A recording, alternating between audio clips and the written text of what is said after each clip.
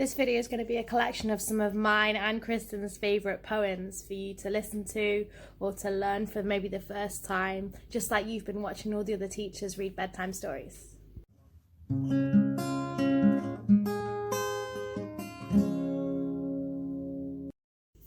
Hello everybody, we're going to read some of Kristen's favourite poems to you today.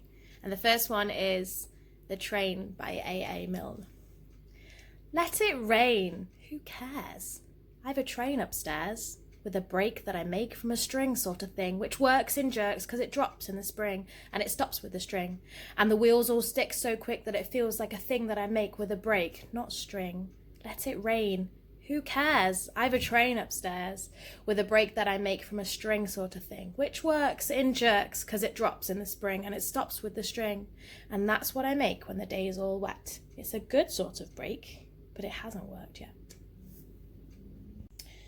This next poem is called The Porcupine by Roald Dahl, and for some context, a porcupine is a little creature probably about the same size as this rabbit, and it's a bit like a hedgehog in that it's got quills or spikes coming from its body to protect itself so it doesn't get eaten. And that's what this poem's about. Each Saturday I shout hooray, for that's my pocket money day. So after breakfast 50p my generous father gave to me. Like lightning down the road I ran until I reached the sweet shop man and bought the chocolates of my dreams, a great big bag of raspberry creams. There is a secret place I know where I quite often like to go, beyond the woods, behind some rocks, a super place for guzzling chocks. When I arrived I quickly found a comfy looking little mound, quite clean and round and earthly brown. Just right, I thought, for sitting down. Here I will sit all morning long and eat until my chocks are gone. I sat, I screamed, I jumped a foot. Would you believe that I had put that tender little rump of mine upon a giant porcupine? My backside seemed to catch on fire, 100 red-hot bits of wire, 100 prickles sticking in and puncturing my precious skin.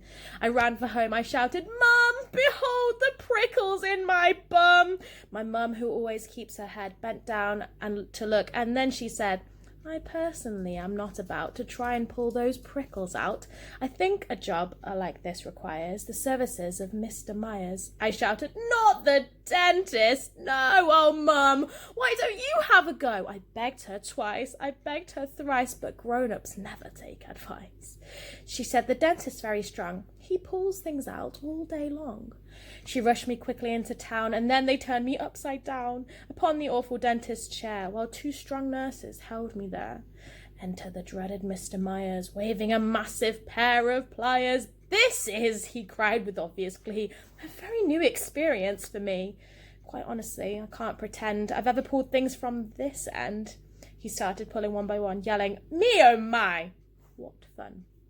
I shouted, help! I shouted, ow! He said, it's nearly over now. For heaven's sake, don't squirm about. Here goes, the last one's coming out.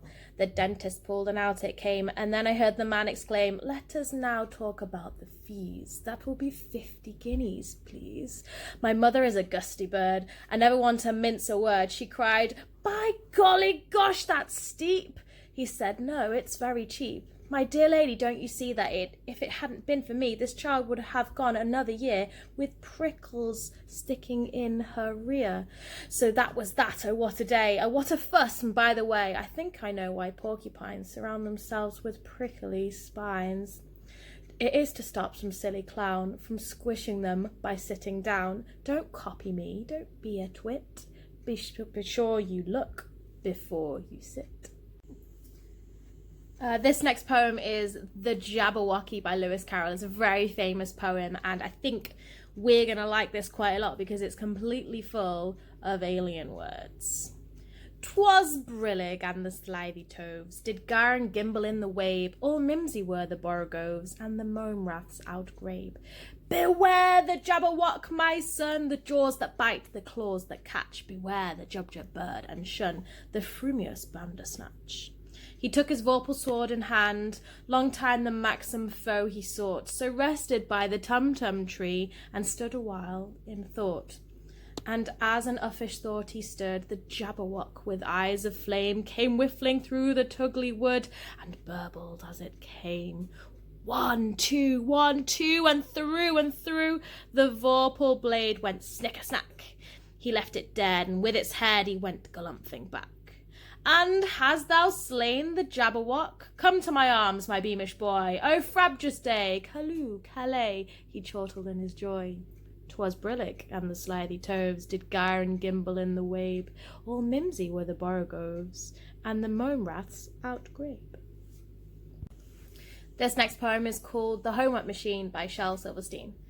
The homework machine, oh, the homework machine, the most perfect contraption that's ever been seen. Just put in your homework and drop in a dime, snap on the switch, and in 10 seconds time, your homework comes out quick and as clean as can be. Here it is, 9 plus 4, and the answer is 3. 3.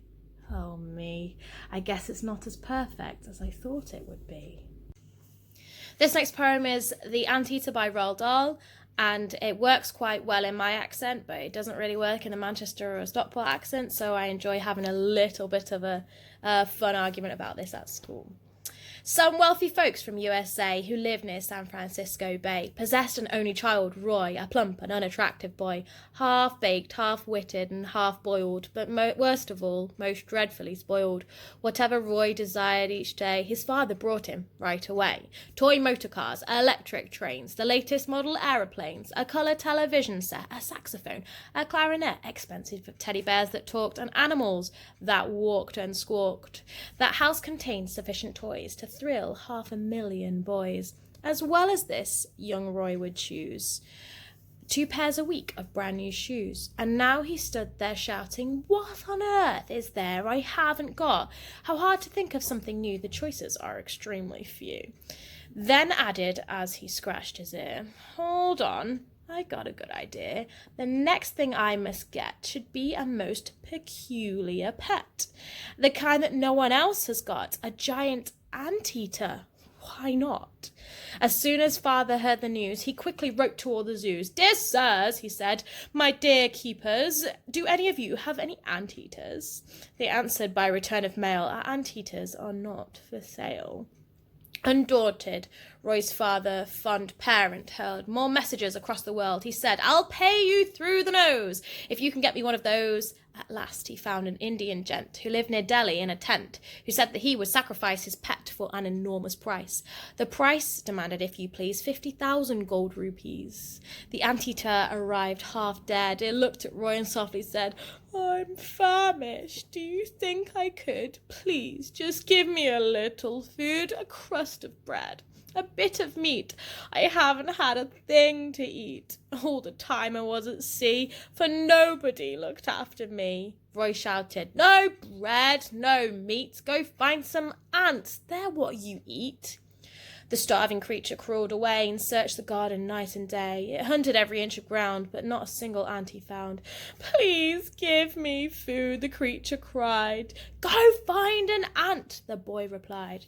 By chance upon that very day, Roy's father's sister came to stay, a foul old hag of 83, whose name, it seemed, was Dorothy. She said to Roy, "Come, let us sit out in the sun and talk a bit." Roy said, "I don't believe you've met my new and most unusual pet." He pointed down among the stones where something lay, all skin and bones.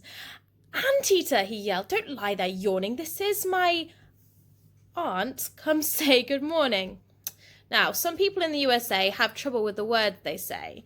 However hard they try, they can't pronounce a single word. Like aunt. Instead of aunt, they call it ant. Instead of can't, they call it can't.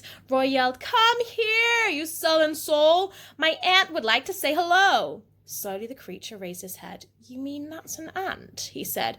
"Of course," cried Roy. "Aunt Dorothy. This ant is over 83. The creature smiled. Its tummy rumbled. It licked its starving lips and rumbled. "A giant ant? My gosh, a winner. At least I get a decent dinner, no matter if it's 83. If that's an ant, then it's for me." and taking very careful aim, it pounced upon the startled dame. It grabbed her firmly by the hair and ate her right then and there, murmuring as it chewed the feet, "The largest ant I'll ever eat." Meanwhile, our hero Roy had sped in terror to the potting shed and tried to make himself obscure behind a pile of horse manure. But Anteater came sneaking in. Already it was much less thin, and it said to Roy, "You little squirt, I think I'll have you for dessert."